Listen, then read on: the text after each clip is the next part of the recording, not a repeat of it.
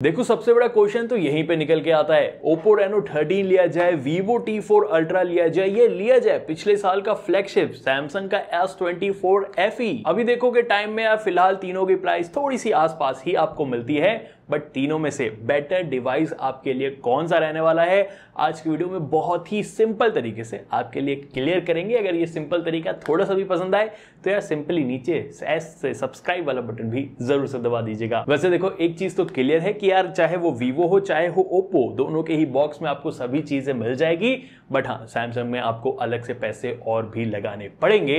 But क्या पैसे आपको बिल्ड में भी लगाने पड़ेंगे? देखो यार मतलब इतनी सी बात है कि यार Samsung का जो मिडिल फ्रेम है एल्यूमिनियम के साथ आता है, बैक में ग्लास आता है, without any doubt in hand feel काफी प्रीमियम स्मार्टफोन की आपको मिलती है। बट यही स्मार्टफोन है जिसमें सबसे छोटी है बैटरी 4700 mAh की, इवन सबसे भारी ये स्मार्टफोन भी निकल के आता है, तो उस हिसाब से देखोगे तो वेट बैलेंस उतना तगड़ा नहीं है। अब उसके कंपैरिजन में अगर मैं Oppo की बात करूं, इसमें भी एरोस्पेस ग्रेड आपको एल्यूमिनियम फ्रेम मिलता है, बैक में आपको ग्लास मिल जाता है, बट इसमें सबसे बड़ी बैटरी 6000 mAh की और ये सबसे लाइटर साइड में अराउंड 189 ग्राम के वेट के साथ आता है। और ये सबसे लाइटर भी है, सबसे in hand users friendly smartphone भी है। चिंटू मिंटू अच्छा और बढ़िया बैलेंस किया हुआ ये स्मार्टफोन लगता है। बट इन दोनों के बीच में यार Vivo भी आता है। अब Vivo देखो यार प्लास्टिक फ्रेम के साथ आता है, बैक में जरूर से ग्लास है, मैट फिनिश में ज्यादा दिक्कत आपको नहीं होगी, बट हाँ इसका भी वेट अराउंड 196 ग्राम रहता है। ये फोन बड़ा भी है, हाथ में हैवी भी ये फील हो जाता है और इसमें बैटरी भी अराउंड 5500 mAh रहती है। तो एक चीज फिलहाल थोड़ी सी मैं आपके लिए क्लियर कर सकता हूं, अगर सबसे लाइटर चिंटू मिंटू वाला स्मार्टफोन अच्छी बिल्ड क्वालिटी के साथ चाहिए, Oppo परफेक्ट चॉइस मेरे हिसाब से यहां पे हो सकती है। बहुत ही ज्यादा सही लगा। बट हाँ एक और जगह पे परफेक्ट चॉइस हो सकती है अगर आपको ड्यूरेबिलिटी देखनी है, क्योंकि इसके अंदर IP66, IP68, 69 तीन रेटिंग मिलती है पानी वाली, तो पानी में गिरने में दिक्कत तो उसमें नहीं आनी चाहिए। सिमिलर रेटिंग IP68 की आपको सैमसंग में भी मिल जाती है, इसमें भी कोई दिक्कत नहीं आनी चाहिए। बट Vivo में सिर्फ IP65 की रेटिंग मिलती है, जो कि इन दोनों के कंपैरिजन में तो जरूर से कम है। हालांकि point to be noted your honour कि तीनों में से कोई वाटर डैमेज के लिए आपको वारंटी प्रोवाइड नहीं करेगा। बट हाँ सैमसंग एक जगह और थोड़ा सा बेटर हो जाता है, इसमें फ्रंट में गोरिल्ला ग्लास विक्टस प्लस की प्रोटेक्शन है, जहां पे Oppo में गोरिल्ला ग्लास 7i की प्रोटेक्शन है एंड Vivo में शॉर्ट सेंसेशन अल्फा ग्लास की प्रोटेक्शन मिलती है। बट ये तो बिल्ड डिजाइन ड्यूरेबिलिटी हो गई, जिसके बारे में आप अपने हिसाब से देख लेना, बैक से दिखने में जो ज्यादा आपको बेहतरीन लगे वो पिक कर लेना, और कौन सा लग रहा है कमेंट करके भी मेरे को जरूर से बता देना। बट जहां पे बात आती है परफॉर्मेंस की, कौन ज्यादा तगड़ा निकल के आता है, बहुत बड़ा वाला डाउट है। देखो प्रोसेसर वाइज Oppo में आपको मिलता है MediaTek का 8350 वाला चिपसेट, Vivo में मिलता है MediaTek Dimensity 9300 प्लस वाला चिपसेट, बट Samsung में मिलता है Exynos 2400E वाला चिपसेट। अब अगर आप यार ऑन पेपर एंथुतु स्कोर में थोड़ा सा नजर डालोगे, सबसे आगे Vivo जाता है और जो Oppo एंड Samsung है स्कोर सिमिलर ही आपको करते हुए मिलेंगे। वैसे तो अगर आप Geekbench में भी ध्यान दोगे तो Vivo थोड़ा सा आगे है, Samsung थोड़ा सेकंड नंबर पे, थर्ड पे Oppo निकल के आता है। बट सबसे बड़ी वाली चेंज पता है कब आता है? जब आप CPU थ्रॉटलिंग में नोटिस करते हो कि यार सबसे स्टेबल चिपसेट Oppo का है, सेकंड नंबर पे Vivo है एंड थर्ड पे एज एक्सपेक्टेड आपको Samsung ही यहां पे देखने के लिए मिलेगा। बट ये वाली चीज ना मैं कहूंगा अगर आप डे टू डे यूज में थोड़ा कंपेयर करने के लिए बोलोगे तो उतनी ज्यादा फर्क नहीं पता चलेगा। मतलब ये है कहने का, मैं Oppo के साथ आपको Samsung साइड बाय साइड दिखाता हूं, स्मूथनेस देखो एनिमेशन में दोनों मिल जाती है, ऐप ओपनिंग दोनों में फास्ट मिलती है, दोनों के तगड़े एनिमेशन है और इवन दोनों का मेमोरी मैनेजमेंट भी बहुत ही सिमिलर देखने के लिए मिलता है। इवन दोनों में मैंने मल्टीटास्किंग भी करके देखी, बहुत बड़ा वाला डिफरेंस या फर्क आपको जो है नॉर्मल यूज के दौरान Samsung या Oppo में आपको फील नहीं होने वाला है। तो ये इतना तो कह सकते हैं कि Samsung का ये जो Exynos का चिपसेट है नॉर्मल यूज में आपको कोई दिक्कत नहीं देगा। बट वहीं पे जहां बात आती है Vivo की, इसके साथ जब मैंने यार Oppo को कंपेयर करा, देखो दोनों में ऐप ओपनिंग काफी फास्ट होती है, Vivo काफी जल्दी ऐप्स वगैरह को most of the time open कर लिया था, बट मैंने नोटिस करी है Vivo के अंदर ऐप्स ओपनिंग एनिमेशन में ना जिटर्स आपको थोड़े फील होंगे, वो चीज यार Oppo के साथ मुझे यहाँ पे नहीं मिली। तो यार थोड़ा सा बेटर और एनिमेशन के साथ थोड़ा ऑप्टिमाइजेशन की जरूरत आई थिंक Vivo को यहाँ पे जरूरत है, जो कि मुझे यार नॉर्मल यूज के दौरान जिटर्स वगैरह ये Vivo जो है ज्यादा निकाल के दे रहा है। तो इतना तो क्लियर है। Oppo यार देखो नॉर्मल यूज में आपको कोई दिक्कत नहीं देगा, बट हैवी यूज की बात आती है वहां पे कौन ज्यादा अच्छा निकल के आएगा। क्योंकि देखो BGMI मैंने टेस्ट करा, तीनों के अंदर आपको 90 FPS अनलॉक मिलता है, Oppo में भी है, वीवो में भी है, सैमसंग में भी है। एक चीज आपको मैं यहीं पे क्लियर कर देता हूं, if you are looking for gaming, अगर आप गेमिंग के लिए सोच रहे हो डिवाइस, सैमसंग को पहले ही दूर से आप टाटा बाय बाय कर दीजिएगा, क्योंकि यार ये गेमिंग में उतना अच्छा नहीं निकल के आता है।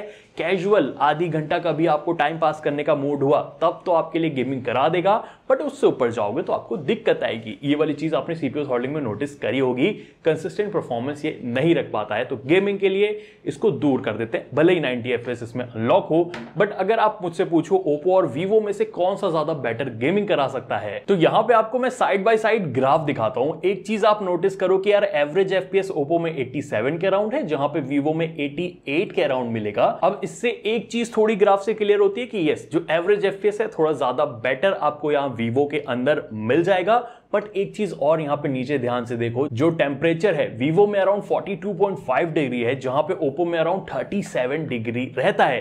तो ये एक फर्क निकल के आता है, जितनी हायर परफॉर्मेंस उतनी जल्दी थोड़ा सा वार्म भी होना। ये चीज वीवो का आप पकड़ के चलो कि ये जल्दी गर्म भी हो जाता है, जहां पे ओप्पो है कूलर साइड में ज्यादा देर तक रहता है। ये चीज यार मैंने यूज करके नोटिस हुई है कि वीवो थोड़ा गर्म जल्दी होने लगता है, और जल्दी कोई डिवाइस जब गर्म हो जाए ना तो एक दो दिक्कतें भी थोड़ी आती है, उसके बारे में आपको आगे मैं बताता हूं। बट हाँ, फिलहाल अगर हायर गेमिंग करना आपका टारगेट है तो वीवो आपको हायर गेमिंग निकाल के देगा। बट जहां पे मुझे एक चीज थोड़ी सी शॉकिंग वाली लगी कि यार इस बार ओप्पो ने ना NFC को स्किप कर दिया है, ये चीज बड़ी ही स्ट्रेंज लगी, क्योंकि वीवो में भी मिल जाता है, सैमसंग में भी ऑफ कोर्स आपको मिल जाएगा।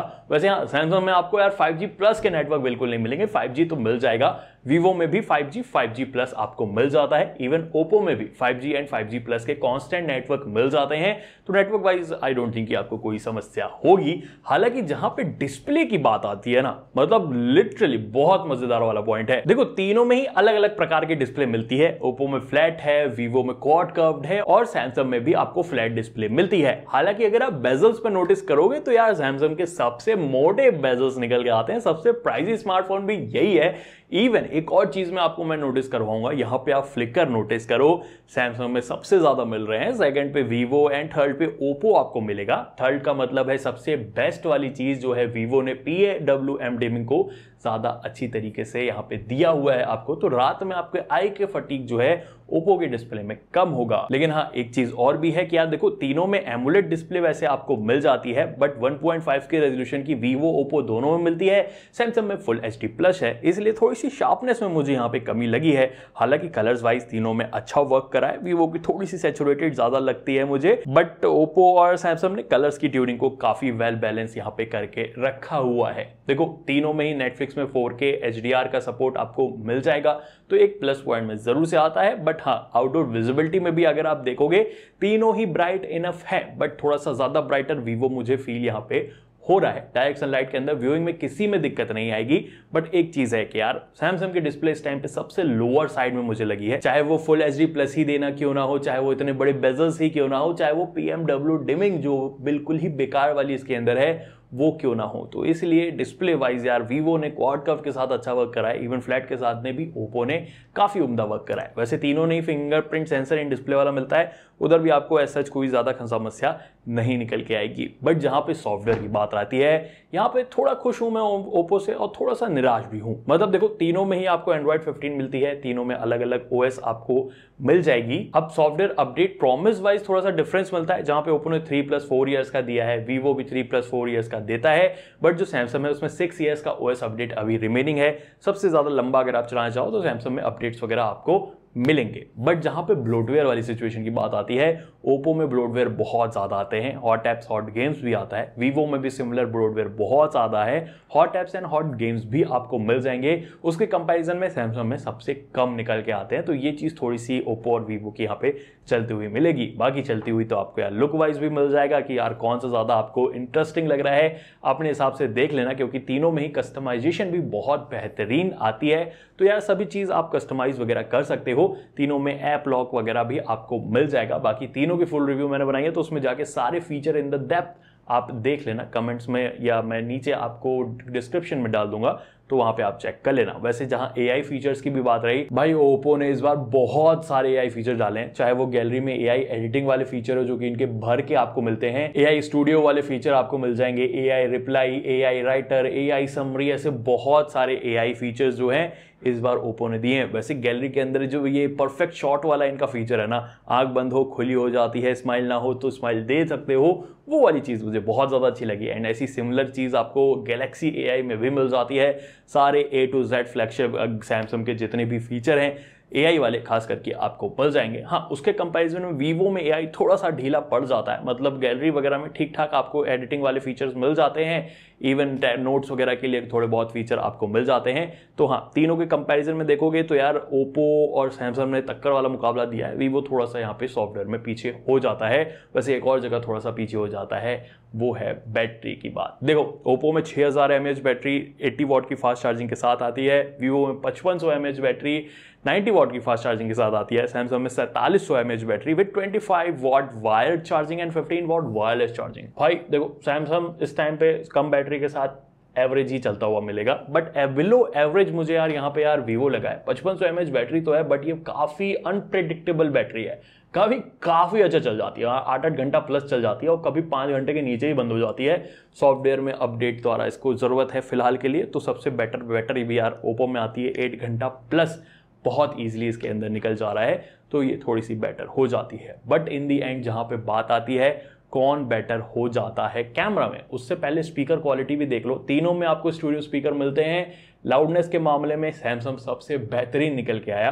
वैसे हैप्टिक्स वगैरह सिर्फ वीवो ही है जो कि सबसे एवरेज वाले देता है, बाकी ओप्पो एंड सैमसंग में अच्छे मिलते हैं।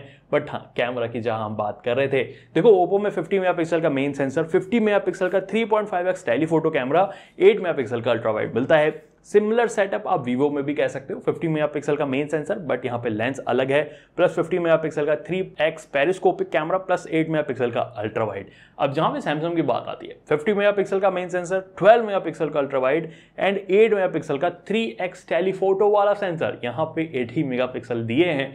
सेल्फी सुनोगे तो शॉक हो जाओगे क्योंकि सैमसंग में 10 मेगापिक्सल है, ओप्पो में आपको 50 है एंड 32 मेगापिक्सल वीवो में आपको मिलती है। नंबर्स वगैरह तो आपने बहुत देख लिए, बट जहां पे नेचुरल मतलब मेन इमेजेस वगैरह की बात होती है, कौन अच्छा बेहतरीन वर्क कर रहा है। देखो एक चीज के मामले में जैसे अल्ट्रा वाइड जाओगे, यहाँ पे आंख खोल के ही मतलब देख के आप कह सकते हो कि यार जो सैमसंग है वो वाइडर कैप्चर करता है, ज्यादा बेटर डिटेल्स निकालता है एंड यूजेबल अल्ट्रा वाइड वाले शॉट्स आपको यहाँ पे सैमसंग में मिलेंगे, जहाँ पे ओप्पो और वीवो दोनों ही एवरेज साइड में अल्ट्रा वाइड के मामले में आते हैं।